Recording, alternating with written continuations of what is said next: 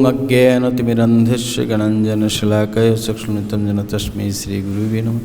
श्रीचैतन्यमनोभीष्टं स्थापितं येन भूतले स्वयं रूपं कदा मह्यं ददाति स्वपदान्तिकं। वन्देऽहं श्रीगुरुं श्रीयुतपदकमलं श्रीगुरून् वैष्णवं च।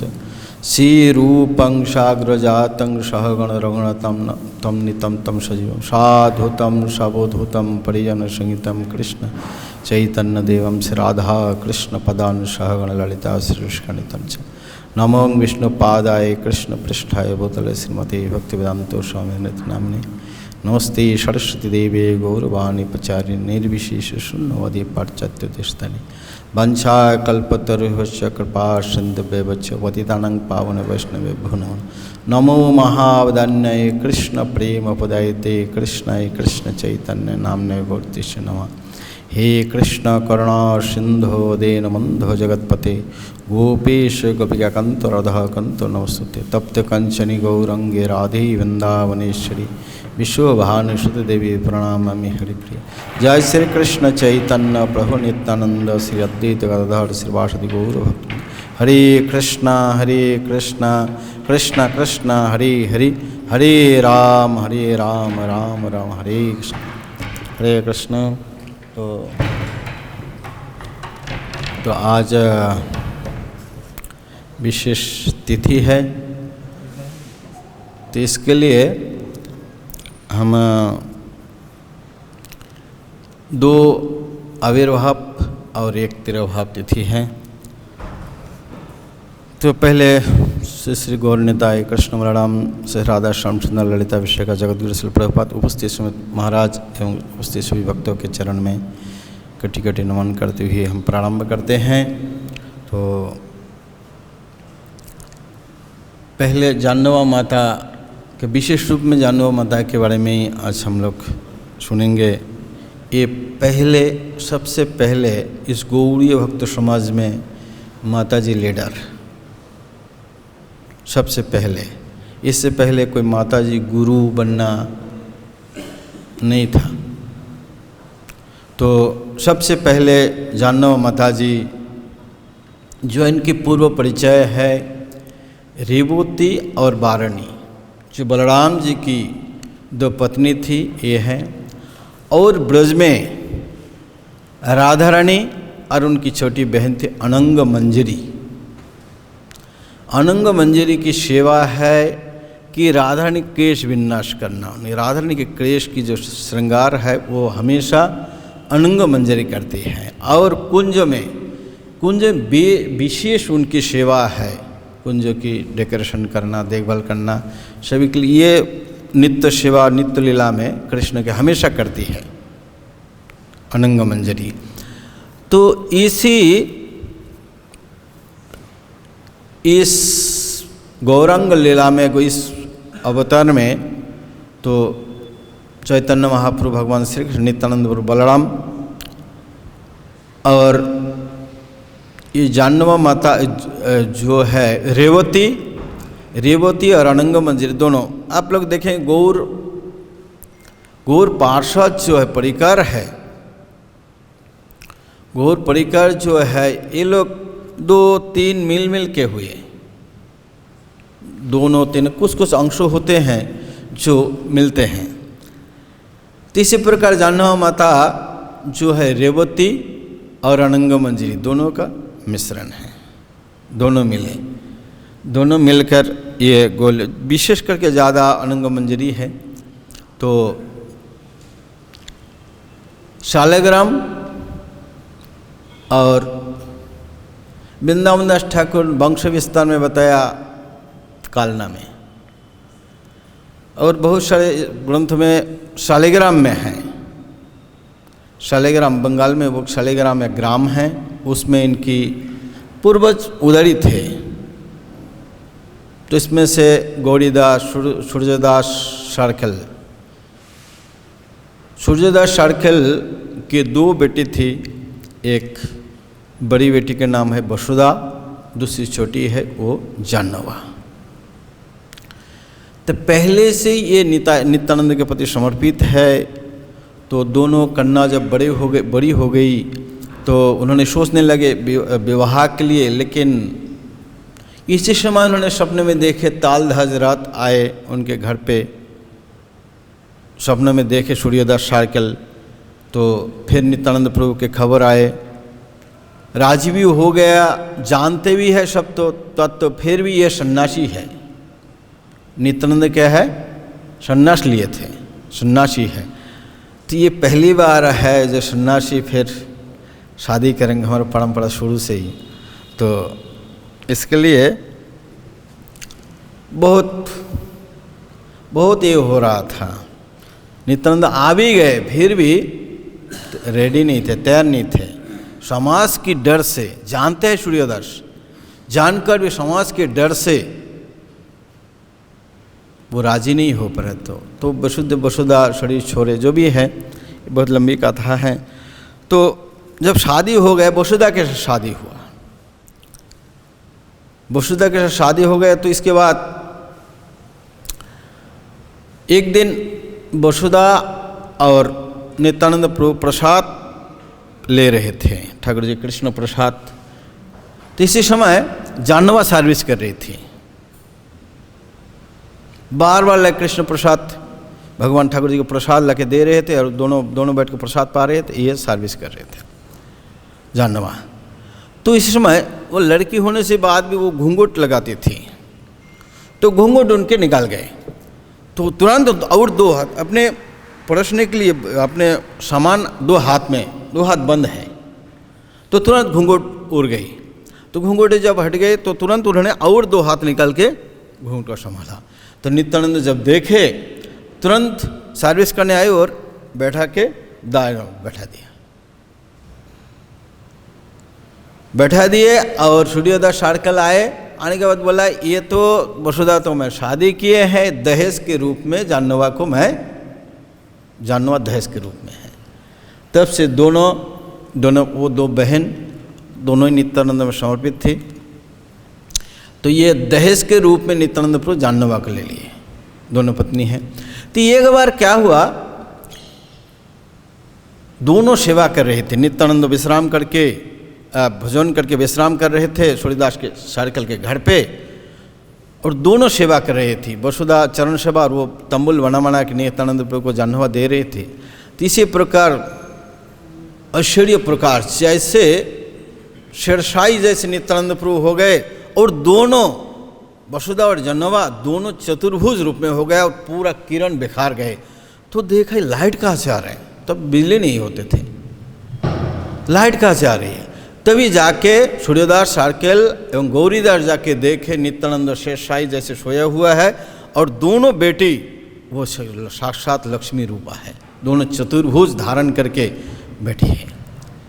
तभी तो तुरंत नित्यानंद के चरण में गिरे सूर्यदास गौरीदास।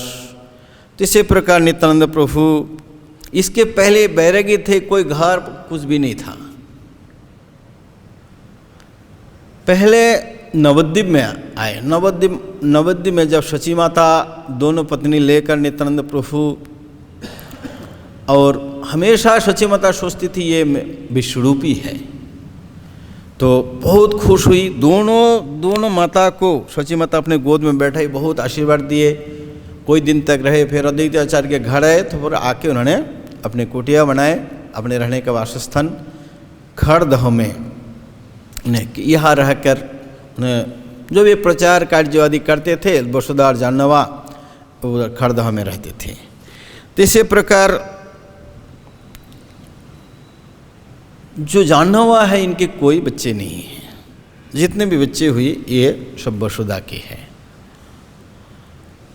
तीसरे प्रकार वो रहे, आप लोग जानते हैं कि नित्यानंद के कोई पुत्र अभिराम ठाकुर प्रणाम कर करके उड़ा दिए। तो इसके बाद गंगा, एक नित्यानंद प्रभु की बेटी के नाम है गंगा है, और वीरभद्र है, वो जानों का गोद में बैठे थे, वो प्रणाम किए, कुछ नहीं हुआ। तो इसी प्रकार कुछ दिन बाद नित्यानंद प्रभु अंतर्धान हो गए। तो इससे पहले वो दीक्षा नहीं लिए थे, वीरभद्र गोस्वामी दीक्षा नहीं लिए थे। एक दिन उन्होंने जानवा माता को बिना आज्ञा लेकर वो चल दिया दीक्षा लेने के। बैंड पार्टी एकदम वाद्य यंत्र के साथ नाव में चलकर वो जा रहे थे शादी के या दीक्षा के लिए, अद्वैत आचार्य से दीक्षा लेना। एक्चुअली पहले आते समय भी आचार्य पहले आए, नित्यानंद प्रभु आए, इसके बाद महाप्रभु आए। जाते समय पहले महाप्रभु गए, कोई साल तक नित्यानंद प्रभु रहे, उसके बाद में अद्वैत आचार्य, दोनों को भेजने के बाद गए। बोलते हैं जो ब्राह्मण जब आह्वान करते हैं, पूजा करके फिर विदाई करते हैं, अद्वैत आचार्य दोनों को विदाई किया। मिट्टी की मूर्ति होते हैं ना, तो उसको पूजा करते समय ब्राह्मण उनको आह्वान करते हैं। तीसरी प्रकार अद्वैत आचार्य का तुलना दिए कि ये जगत के उद्धार के लिए महाप्रभु दोनों को बुला के लाए थे ब्राह्मण अद्वैत आचार्य, फिर बोले अभी हो गया जाओ।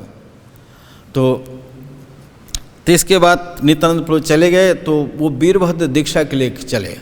तो माता को बिना परमिशन लेकर जब चले और वाद्य यंत्र जब उनके कान में जानवा मतलब पूजा कर रहे थे, वो कान में आए, तो उसने अभिराम ठाकुर बिहार थे, तो बोले क्या हो रहा है?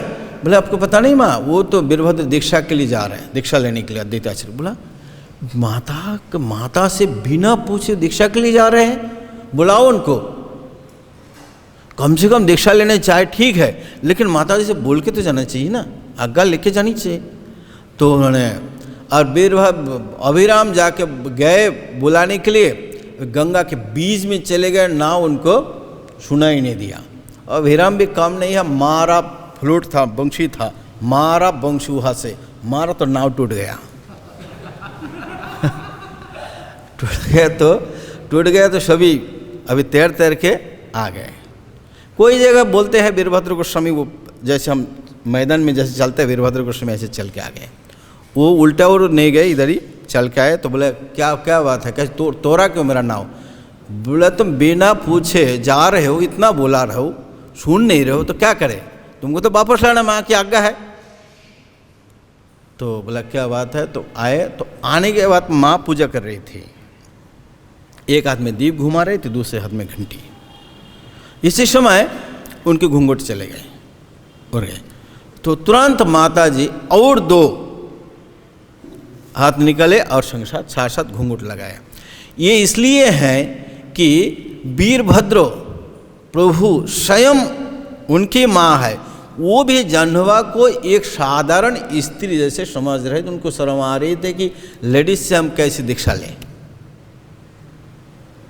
लेडीज को कैसे गुरु बनाए, माँ हो जब ये। तो इसके लिए जाह्नवा माता ने उनको देखा है कि मैं कोई जगह बोलता है चतुर्भुज, कोई जगह बोलता है षड्भुज दिखाए, हॉल मुशाल आदि सब कुछ दिखा दिए। कोई जगह बोलता है निताई और जाह्नवा एक ही है। तो इसी प्रकार वो छह भुज, कोई जगह बोलते हैं छह भुज दिखा दिया, हॉल मुशाल सब कुछ दिखाए। तो वो समझ गया कि मैं जैसे माँ को समझ रही थी एक साधारण है, तभी माँ के चरण में जाके गिरे कि माँ मैं और दीक्षा लेने नहीं जा रहा हूँ, आप ही मुझे दीक्षा दे दो।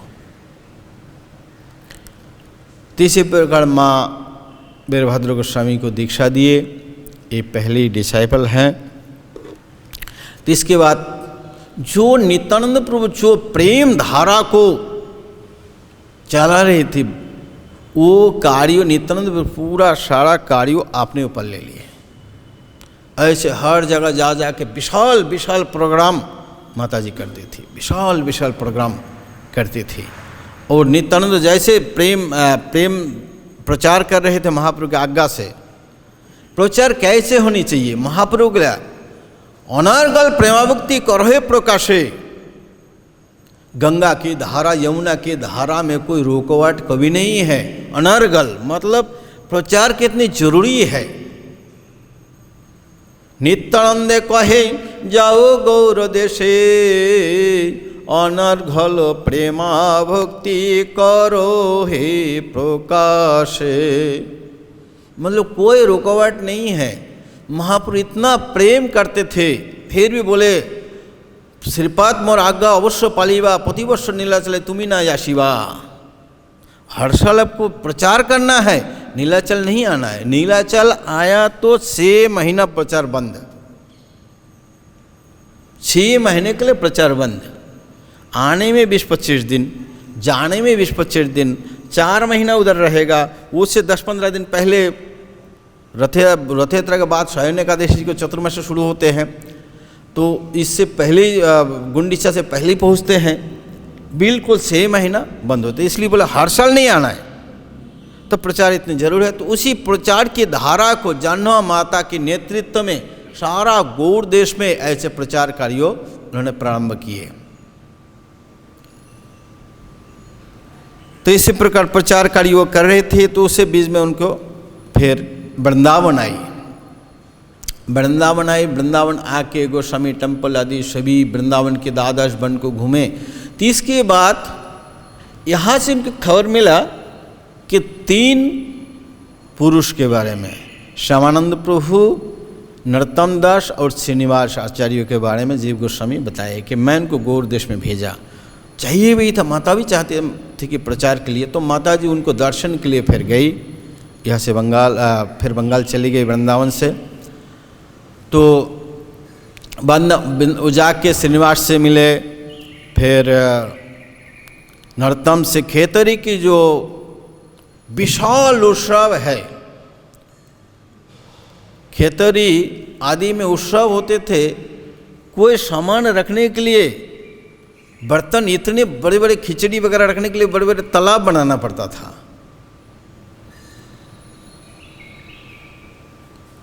तो इसलिए डाल पुकुर भी है ना, कहाँ पे डाल पुकुर कहाँ पे है?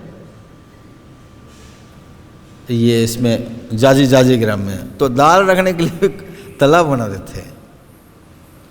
तो इतने बड़े फेस्टिवल, तो उसी फेस्टिवल में सभी गौड़ीय जो प्रधान रघुनंदन आदि जो भी महान वैष्णव सभी खेतरी उत्सव में गए थे। उनकी जो कुकिंग की बहार है, पूरा जाह्नवा माता जी के ऊपर, विग्रह की प्रतिष्ठा की पूजा आदि की बहार श्रीनिवास आचार्य के ऊपर है। ऐसे पूरा सारा दायित्व उन्होंने, और ठाकुर जी के लिए भोग स्वयं जाह्नवा माता बनाई।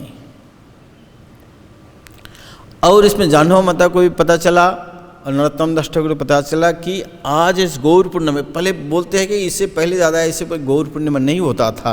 नरोत्तम दास ठाकुर पहले शुरू किया ऐसे गौर पूर्णिमा, और उसमें से विग्रह का प्रकाश किया। पहले दिन गौर पूर्णिमा की ओपनिंग हुआ, और महाप्रभु कोई नहीं बना पाया।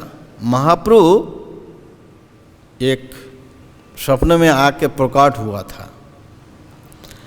तो इसी गौर पूर्णिमा के दिन पार्षद के साथ महाप्रभु कीर्तन में भाग लिए। फिर बंगाल की एक सिस्टम जो है बहुत आदर के साथ होता है, स्वागतम करना, विदाई देना, ये बहुत ही सुंदर से रिसेप्शन जो होते हैं ना, बहुत अच्छा से होते हैं। और विदाई के समय भी कम से कम कोई किलोमीटर तक चले जाएंगे उनको स्वागत के लिए, पैदल, पहले गाड़ी पर नहीं था।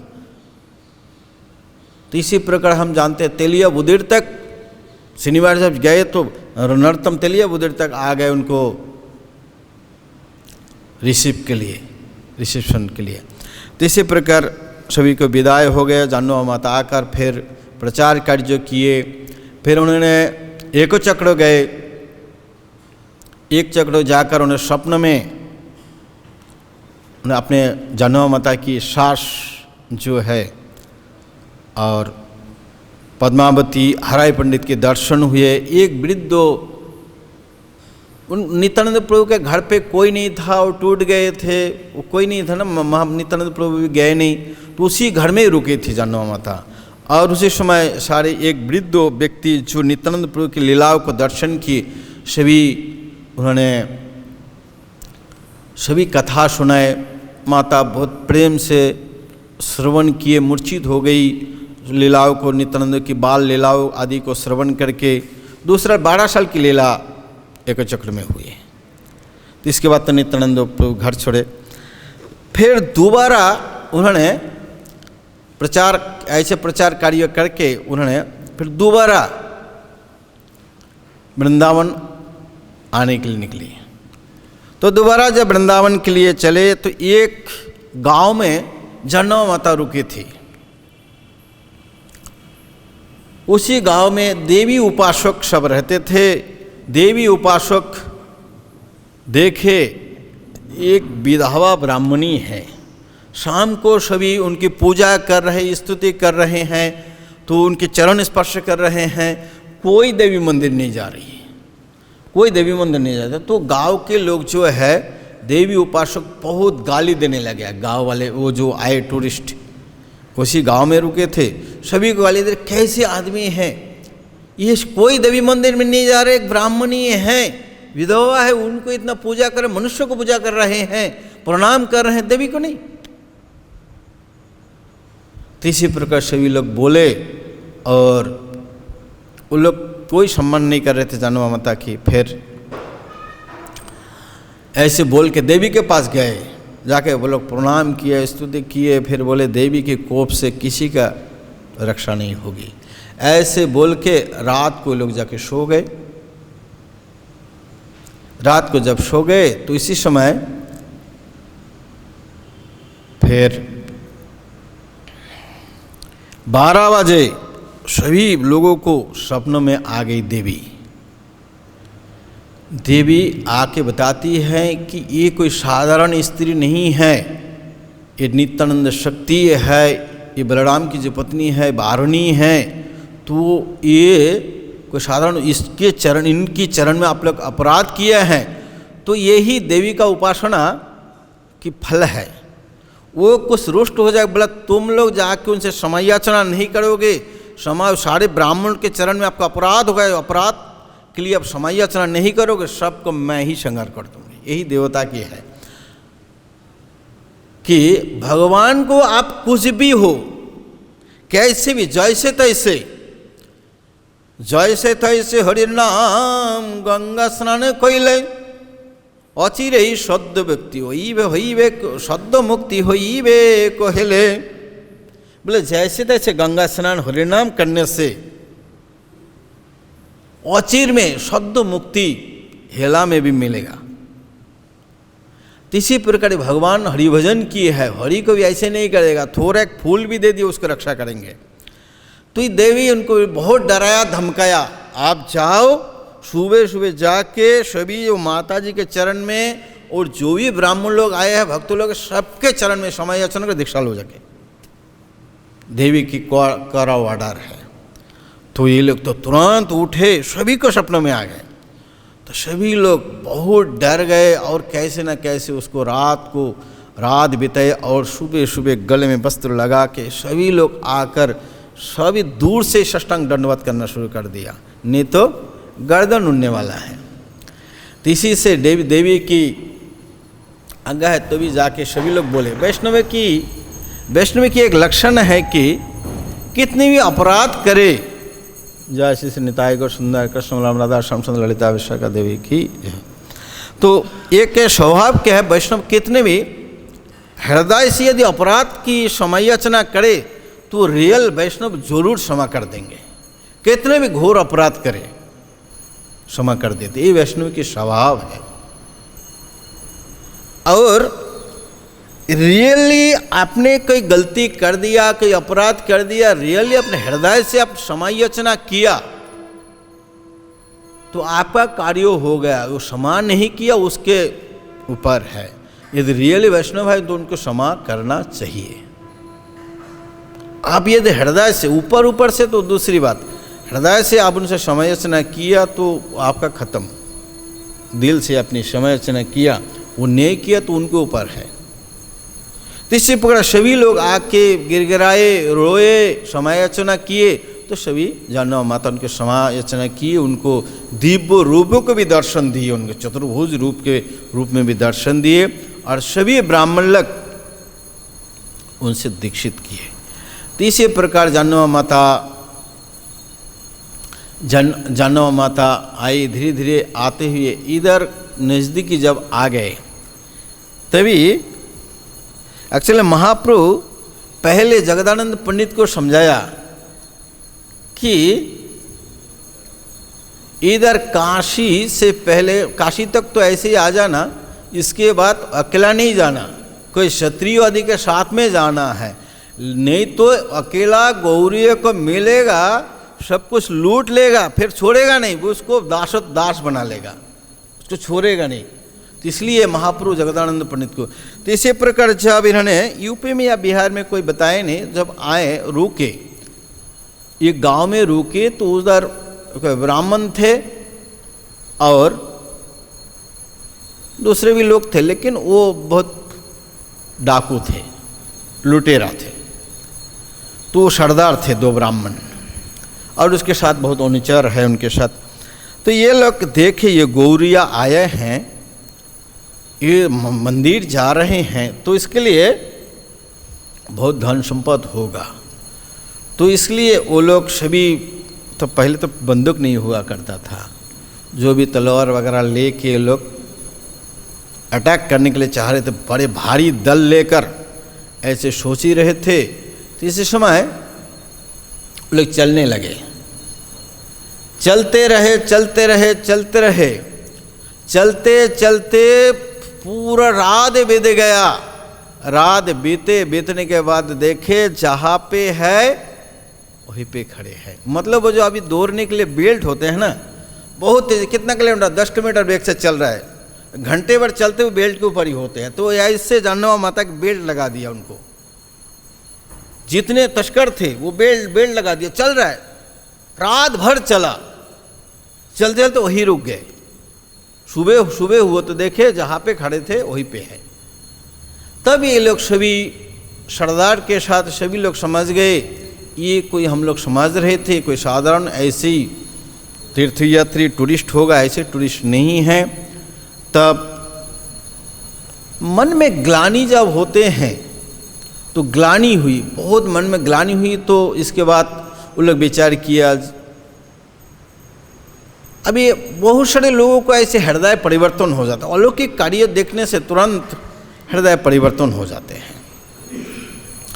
तो इसी प्रकार उनका हृदय परिवर्तन हो गया और उन्होंने बोले कि हम लोग बहुत बड़ा गलती कर दिया।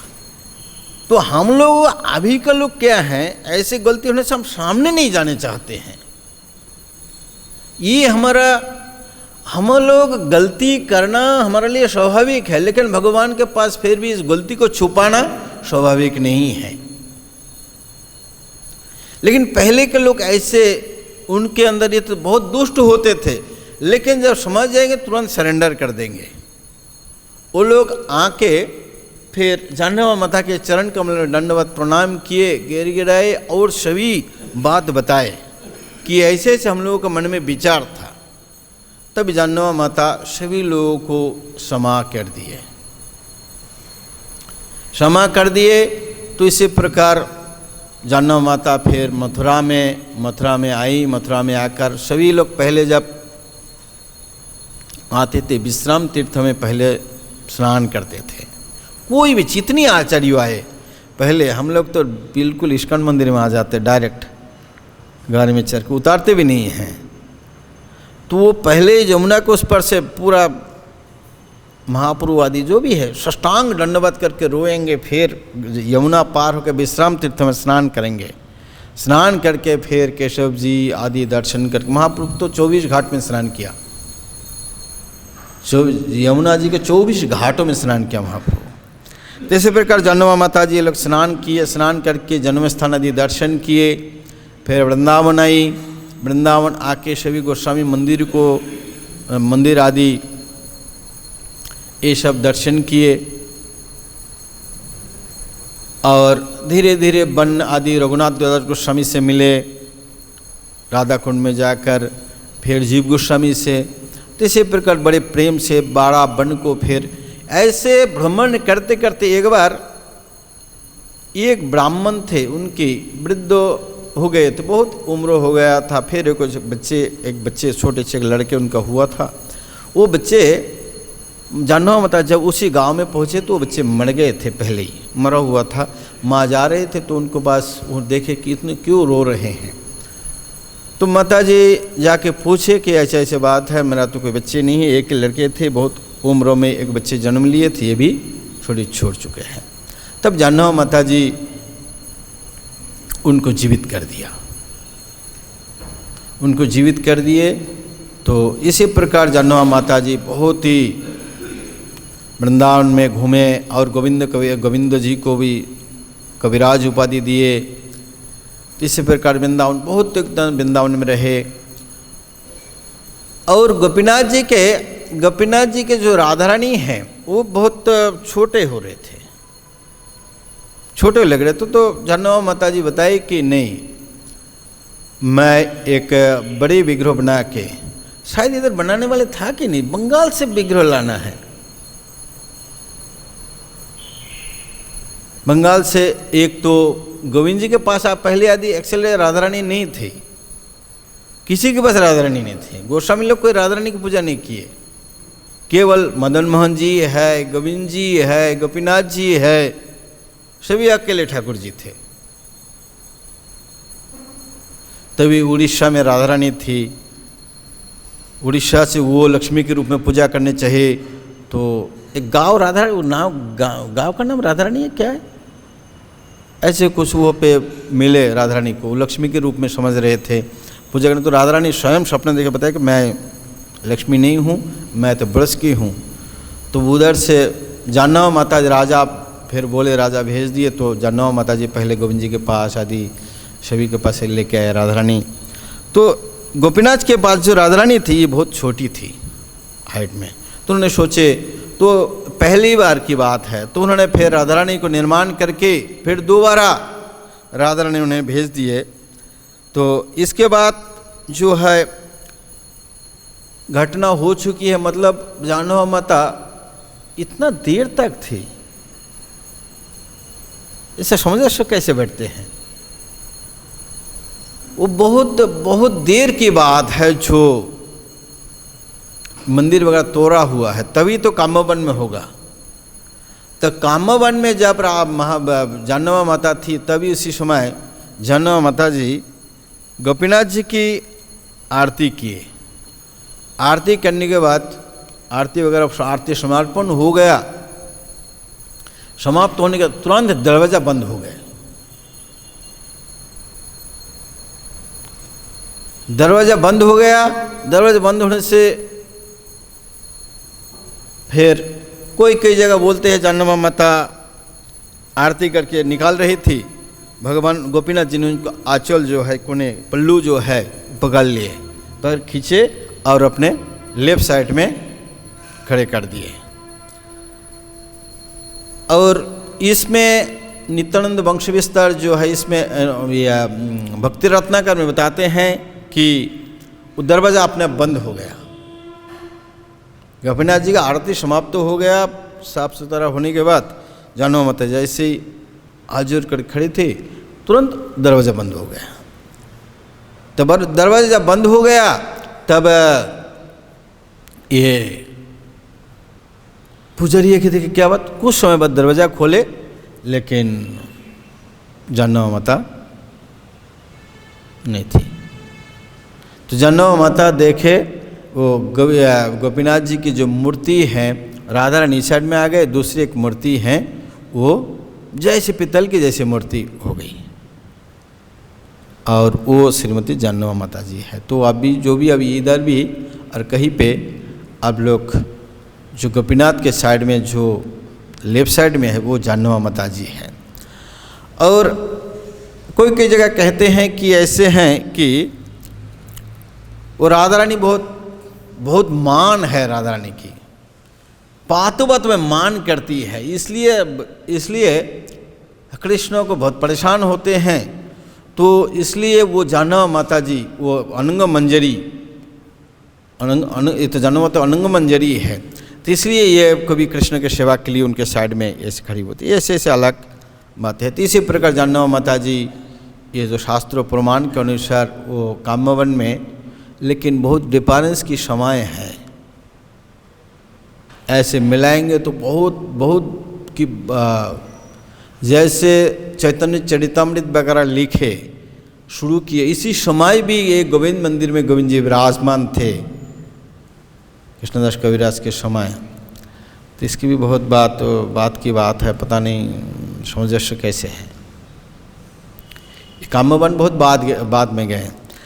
तो कामवन में ऐसे ही जानवा माता अपने ऐसी उनकी प्रविष्ट है हुई हैं। तीसरे प्रकार जानवा माता जो है इतनी बड़ी वरिष्ठ पहले लीडर जो माता जी के रूप में, जो भी 2-3 लीडर बनी है माता जी गौड़ीय वैष्णव में, कोई साधारण नहीं थी। गंगा माता और हेमलता, श्रीनिवास की बेटी है हेमलता, ये 3 लीडर बनी थी माता जी गुरु। गंगा माता के लिए तो जगन्नाथ जी स्वयं बोले पंडे को इसको दीक्षा लो, अरेस्ट कर दिए थे राजा के साथ। राजा और पंडित को सबको बोले दीक्षा लो। अभी भी आप पंडित से पूछेंगे कौन सा मठ से, बोले गंगा माता मठ से, परंपरा चल रहे हैं। तो इसी प्रकार 3 लीडर बनी थी।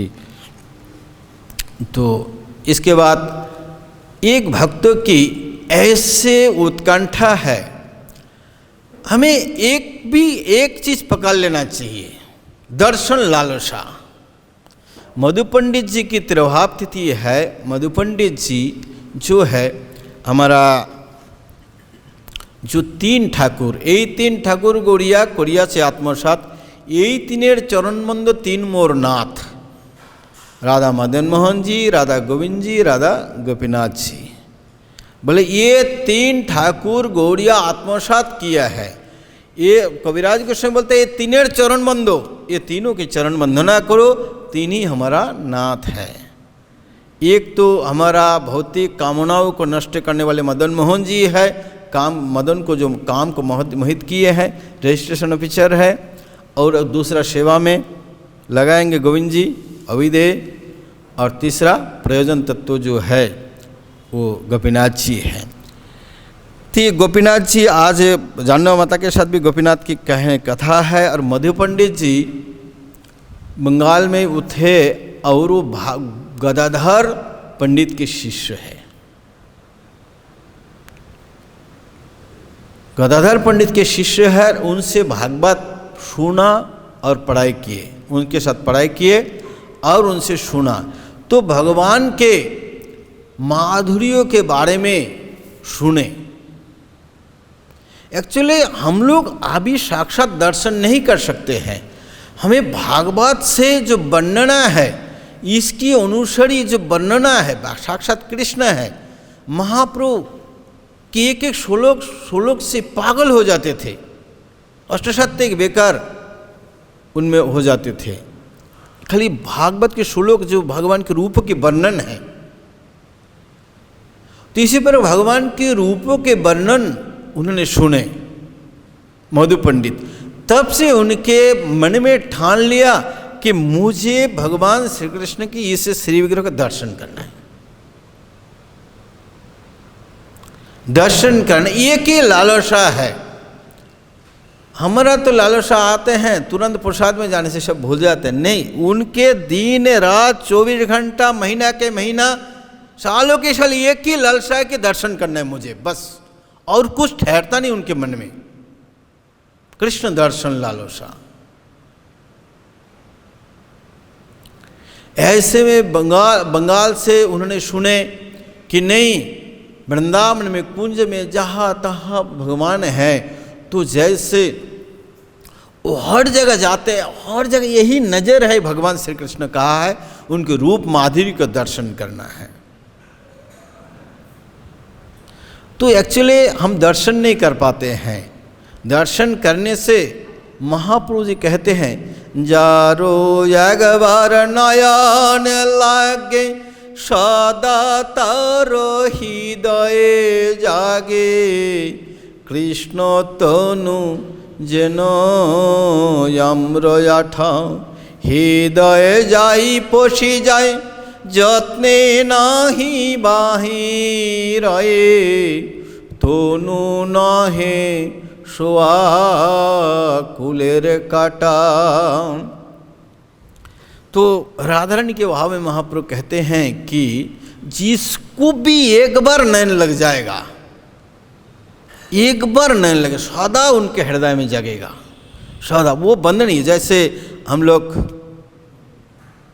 कुछ पहले श्लोक जो है वो पूछे, जब संडमर को पूछे क्यों, बोला ये हम अपने हिसाब से नहीं चलते, कृष्ण ग्रहो, कृष्ण रूपे ग्रहो आत्मा जो हो भूल नहीं सकते हैं, अलग को जाने पकड़ लिया ना उसको, तो जिसको भी नयन पकड़ लिया एक बार कृष्ण, वो किसी भी हालत से छोड़ नहीं सकते उसको।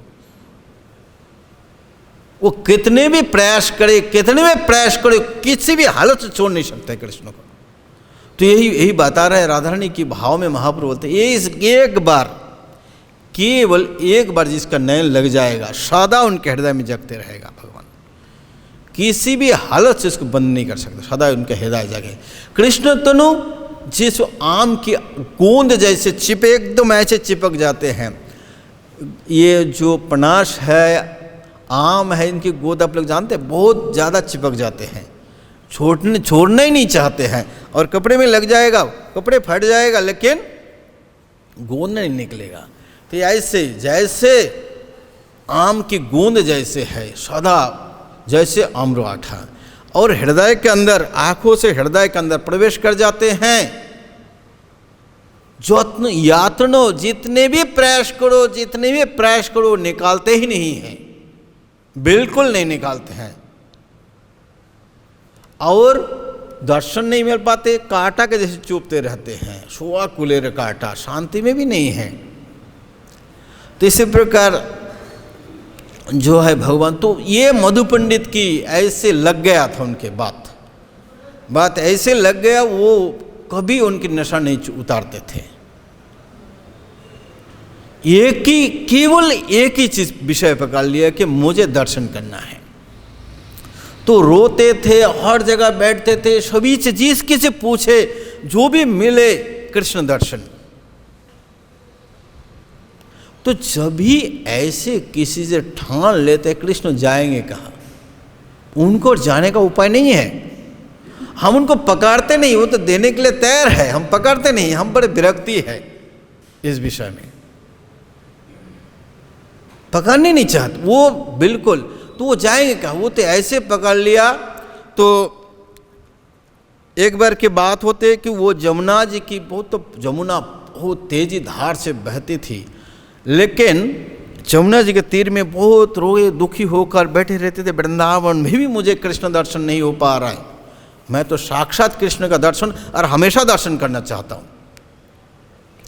तो ऐसे धार में बैठे हैं, नीचे से मिट्टी, जमुना की धारा में मिट्टी काट के गिर, आस पड़ोस की जो मिट्टी है गिर, आप लोग कभी देखे ऐसे होते हैं, गिर के पूरा धार में गिरते हैं। तो ऐसे जो जहाँ बैठे थे ये भी गिरने वाले, तो इसके भी मिट्टी नीचे जमुना के धार में खा गए।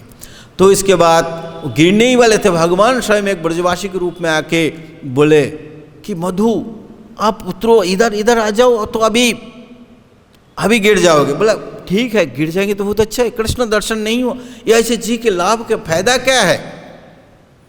तभी गिरने वाले तो उन्होंने खींच लिए, तो आ गए। इसी प्रकार भाव विभोर, कोई उनके कुटिया वगैरह कुछ नहीं थे। एक दिन बहुत रोकर उन्होंने बंशी वट के तट पे, बंशी वट के नीचे वो ऐसे भाव विभोर होकर मूर्छित हो गए। तो उसी प्रकार साक्षात भगवान गोपीनाथ जी के दर्शन उनको मिले, गोपीनाथ जी के दर्शन उनको मिले, साक्षात भगवान श्री कृष्ण के दर्शन मिले। तभी उनको तुरंत पकड़ लिया, आलिंगन कर लिया और कहते हैं कि प्रभु आप नहीं जा सकते, मैं हमेशा 24 घंटा आपको दर्शन करूंगा। तभी ऐसे जब उन्होंने कंडीशन रखे, बोला मधु ऐसे संभव नहीं है कलियुग में, कलियुग में ऐसे संभव नहीं है कि मैं हमेशा आपको ऐसे इस रूप में आपको प्रकट रहूं। बोला नहीं होगा। तो ऐसे करके फिर दोबारा इतनी शोक से कि ऐसे साक्षात कृष्ण के दर्शन मैं नहीं कर पाऊंगा। तो बोले, तो फिर मूर्छित हो गए, मूर्छित होकर फिर गिर गए। तो उठे तो देखे साक्षात जो हम लोग गोपीनाथ जी जयपुर में दर्शन करते हैं, इस गोपीनाथ जी के रूप में, त्रिभंग रूप में साक्षात उन्हें प्रकाट विग्रह के रूप में प्रकाट हो गए। तो इसी प्रकार जय श्री गोपीनाथ के। तो ये गोपीनाथ जी तब से उन्होंने बोले, मधु पंडित को बोले कि देखो ये विग्रह और मुझ में कोई भेद नहीं है, इस विग्रह में मैं साक्षात कृष्ण हूँ। तब से उन्होंने मंदिर, उन्होंने छोटी कुटिया बना के बंशीवट से गोस्वामी लोग मिल के, तो सभी गोस्वामी तब नहीं थे, तो लाए और उधर जो आप लोग मंदिर देखते हैं, कोई राजा के उनको मंदिर बना दिए, तो यहाँ पे उन्होंने सेवा करते थे मधु पंडित जी। तो यही एक निष्ठा, एक सामान्य एक निष्ठा उनकी कृष्ण दर्शन लालसा। तो किसी की भी छोटे छोटी सेवा में भी, छोटी की सेवा में श्रीनिवास जो हम श्यामानंद प्रभु झाड़ू लगा के खुश कर दिए। दुखी केवल 5 जल लेके आई थी, वो नकरानी थी, पैसा लेके काम करती थी, फिर भी महाप्रभु की कृपा छोटी छोटी एक एक चीज़ों में कोई पकड़ लेगा, ठान ले लेगा मैं इसी में खुश होगा। हर कुछ करने का और हर साधन करने जाएंगे तो बेखारने का भी बहुत ज़्यादा ही होते हैं।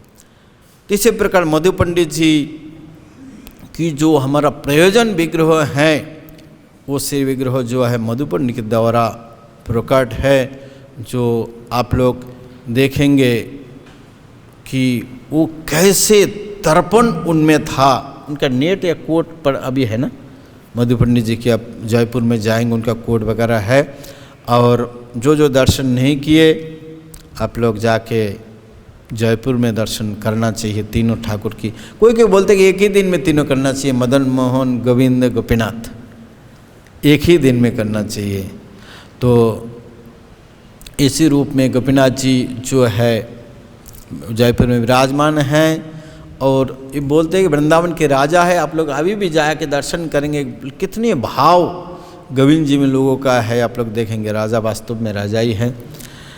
तीसरी प्रकार मधु पंडित जी इनको सेवा ये किए। तो आज की जो तिथि है, ये तिथि में मधु पंडित जी अपने धाम में सेवा समर्पित करके अपने नित्य लीला हमेशा जैसे दर्शन कर सकते हैं ऐसे उन्होंने चले गए। तो ये गोपीनाथ जी की मधु पंडित की कथा है। और आज सीता नवमी है। सीता ठाकुरानी जो है वो जो जमीन है, जमीन में आप लोग कुंभ मेला में भी जाएंगे, हमारे इस्कॉन वाले तो नहीं करते हैं, आप लोग देखेंगे कि गेहूं उगा है। कोई भी पवित्र कार्य करना है तो वो जमीन में ऐसे जमीन फालतू जमीन पड़ा हो उसमें आपको कुछ जैसे मंदिर भी बनाना है ऐसे नहीं करना चाहिए। आपको पहले जमीन को जोताई करना है, कुछ फसल बोना है, नहीं तो जमीन बाज समझा जाता है उस जमीन को। तो आप लोग जाएंगे कुंभ मेला में तो लक्ष्य किया आप देखें ना, गेहूं बोते हैं, कुछ ना कुछ पहले बोते हैं उस जमीन में जहाँ वो टेंट बनाएंगे कुंभ मेला में, वो ये सब वैदिक रीति परंपरा है। तो मान लीजिए यज्ञ करना है, वैसे अच्छा जमीन है उसमें जाके यज्ञ नहीं करना है, पहले उसको जोताई करना है, कुछ फसल बोना है, तो तभी वो जब सजीवित हो जाते हैं, वो बाँसपन उसके नष्ट हो जाते हैं। नहीं तो वो जमीन ठीक नहीं है। जब आप जुताई कुछ फसल नहीं उगाएंगे, भले नहीं होगा लेकिन अब बो दिया, वो अंकुरित हो गया तो जमीन आपका ठीक हो गया। तो इसीलिए यज्ञ के लिए जनक महाराज जी उस जमीन को जोत रहे थे। तो जोतते जोतते उसमें उन्होंने हल के जो एक, आप लोग हल तो भी देखा नहीं इधर हमारा बिलीज वाले हल अभी है कि नहीं, आप लोग देखना, जो हल की कोई आईडी नहीं वही बिलीज का प्रचार कर रहे हैं। हल उल्टा उड़ के बनाया, वो कैसे उसमें जुताई होगा? वो हल जो देखा भी नहीं, हल प्रैक्टिकल नहीं है उसके बाद, वो हल वही कंप्यूटर, वो केवल कंप्यूटर में खेती कर सकता है, आपको फसल को भी नहीं मिलेगा। बहुत हरी हरी घास मिलेगा, हरी खेती, हरी जो भी फसल आपको मिलेगा कंप्यूटर में, उससे आप नज़र से खाना है और दूसरा को पेट नहीं भरने वाला उससे। तो उल्टा वो हल ऐसे होते हैं, हल ऐसे बना के रखा है। तो हल के ऊपर लकड़ी से बनाए जाते हैं। तो ऐसे ऊपर एक लोहे का फलत एक ऐसे तीखा बना के लगाते हैं, क्योंकि वो लकड़ी जो बहुत ज़्यादा घिस जाते हैं। 1 महीने में ख़त्म हो जाएगा एक हल, कम से कम एक हल 1 साल चलना चाहिए।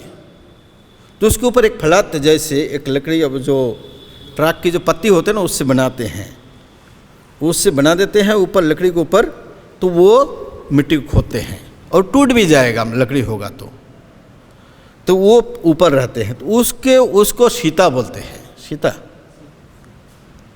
तो उसमें एक मटके के अंदर मटके फंसा और निकले। तो मटके जब फंसा तो उन्होंने जनक महाराज उनको खुदाई करने के बाद देखे कि एक दिव्य रूपी कन्या है। तो वो से अब जनक महाराज ले गए, यही सीता देवी है। इसी प्रकार इनकी अयोनी संभावा सीता देवी है। तो इसी प्रकार जनक महाराज ले गए, लेके उनके अपनी बेटी के रूप में वो। तो सीता जी ऐसे सती है, उनकी बचपन की जो खेलती थी वो भी छोटे कोई पुरुष बच्चे को स्पर्श नहीं करती थी। इतना सतर्क वो बचपन में थी। खेलती थी, खेलते समय कोई भी पुरुष बच्चे को स्पर्श नहीं करती थी सीता देवी।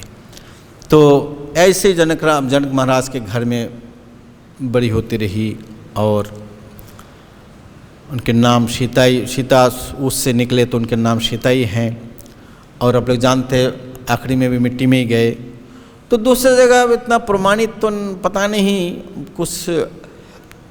तो सीता जी ऐसे ही रहे, बड़ी हो गई। तो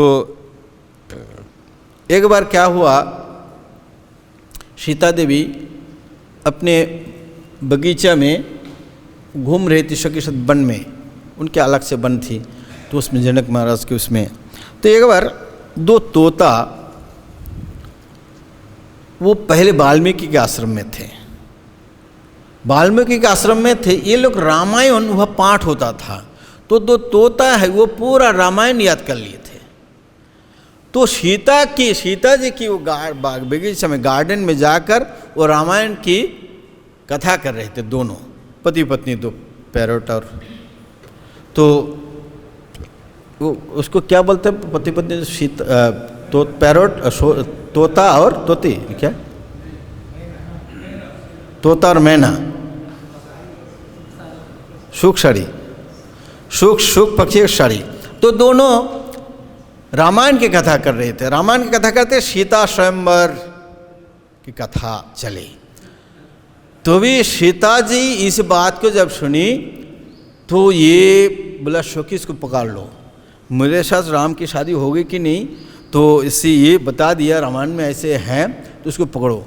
तो पकड़ने के बाद तो पकड़ के लाए और बोला कि हम छोड़ने वाले नहीं हैं जब तक हमारा शादी नहीं होगी।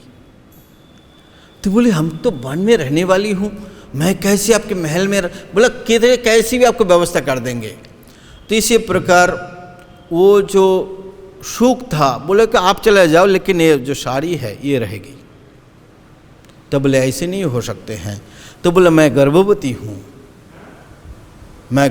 हूँ, तो ठीक है, मैं जंगल की हूँ, मैं बच्चे पैदा करके वो जब अंडा देंगे बच्चे होंगे तो फिर आ जाऊँगी।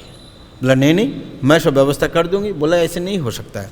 तो ऐसे मतलब वो बचपन से अब लाए तो वो आपको मन जाएगा, वो ठीक हो जाए, लेकिन जो कोई भी चिड़िया पकड़ के रखेंगे उसको बहुत मुश्किल है, मर जाएगी।